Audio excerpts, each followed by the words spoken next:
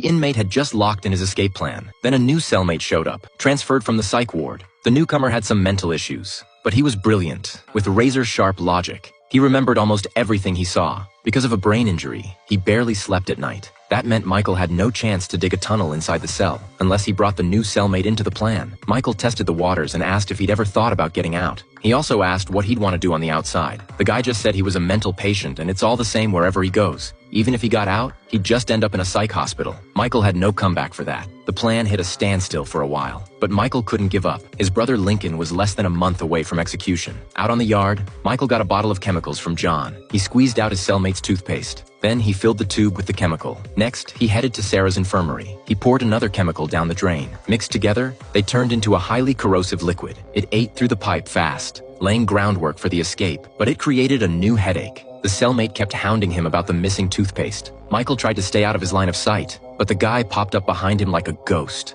Worse, he seemed to notice there were secrets in Michael's tattoos, and he stayed up at all hours. He even lifted Michael's shirt to study the ink. With his photographic memory, he sketched the tattoos into a notebook. Michael was about to lose it. If nothing changed, the cellmate would figure out the plan sooner or later. Right then, his former bunkmate Sukra rushed in to find Michael. He said he'd changed his mind and wanted in on the escape. Turns out, a buddy had visited a few days earlier. He brought news that Sukra's girlfriend was about to marry that buddy. Sukra blew a gasket. He called his girlfriend on the spot. She said she was turning 20 soon. She didn't want to wait 16 more months for Sukra to get out. Hearing that, Sukra couldn't wait another minute. He'd rather risk breaking out than lose her. Seeing Sukra back on board, Michael was relieved. The top priority now is to get that odd cellmate moved to a different cell. But when Michael got back to the cell, he froze. The guy had reconstructed the tattoo pattern from memory. Michael didn't hesitate and headed straight for the door.